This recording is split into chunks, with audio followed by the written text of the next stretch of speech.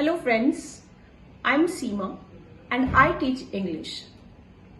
I'm a parent also and occasionally help my children in sorting out their problems in English.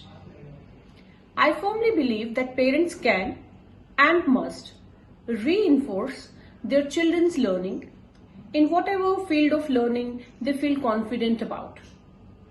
Well, my daughter Spriha is in grade 5 and she wants me to help her in using the structure let's correctly.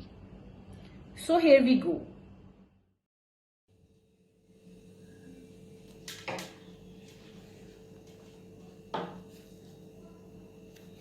Hey Spriha, I'm done with kitchen now. May we take up your problem with let's structure now? Yes, Mom. I'm ready. Okay then. Spriha, first of all let me tell you that the structure let's is the short form of the words let us. Okay? Okay, Mom. We use this structure when we wish to propose or suggest to take some action in company with someone else. Okay? For example, let me suggest you something. Let's clap.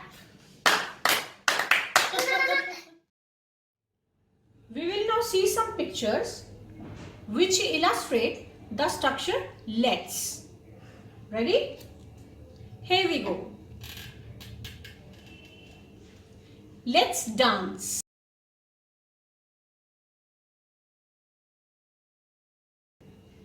Let's swim.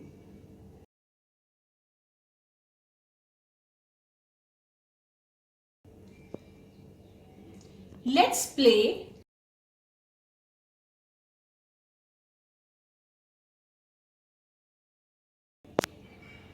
Let's run.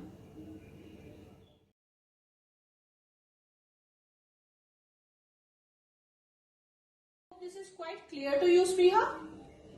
Yes, Mom. But I know it already. Tell me that how can we use structure let's with an object in it? For example, am I right when I say, Mom, let's go for shopping, or Mom, let's go for walking? No, beta, no, you are wrong here. We do not use preposition for in such kind of let's structure.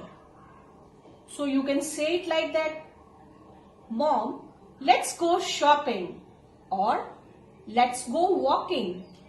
Now I see, Mom, what you mean. Thank you. You're welcome, my child. Let's finish our discussion here with some action words I'll give you. And you tell your friends out there how to use them correctly in structured let's. Here are those words.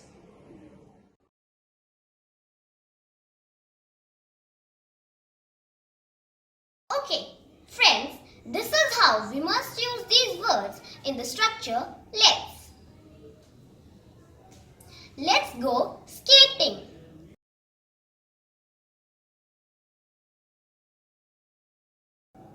Let's go camping.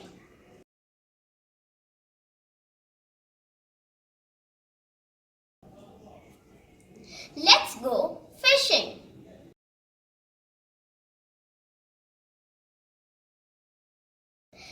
Let's go cycling.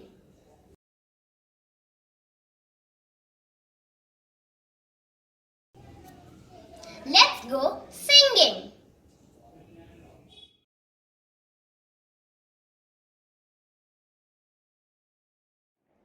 Hope we have made ourselves quite clear, friends. Is your mom as helpful as mine?